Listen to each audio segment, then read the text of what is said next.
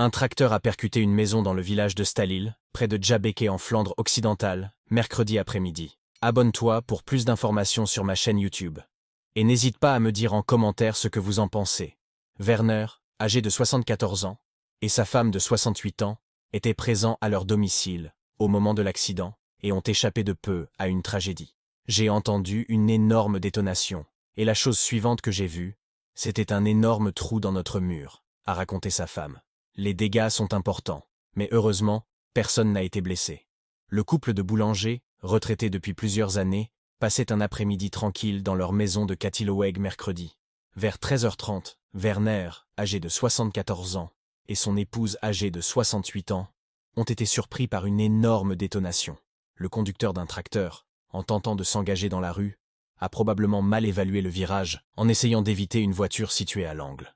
Lors de cette manœuvre, il a dévié trop loin et a fini par percuter la maison avec l'enrouleur fixé à l'avant de son véhicule.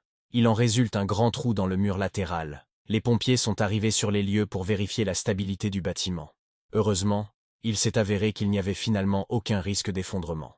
Werner et sa femme sont restés à l'extérieur, choqués et désemparés. Je n'ai toujours pas réalisé ce qui s'est passé, explique cette femme de 68 ans. Cela aurait pu se terminer bien plus mal. Je passais l'aspirateur dans cette pièce quand c'est arrivé, à peine à quelques mètres de moi.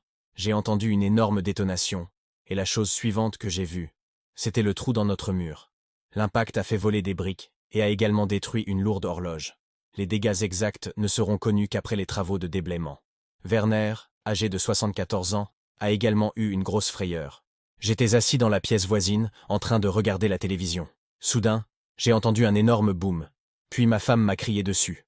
En entrant, j'ai surtout vu un nuage de poussière. Je n'ai pas réalisé tout de suite ce qui se passait. Heureusement, j'ai rapidement constaté que ma femme était indemne. C'est, et cela reste le plus important. Le conducteur du tracteur a dû faire une déclaration à la police après l'accident. Le trou dans le mur sera rebouché afin que les occupants de la maison puissent continuer à y vivre.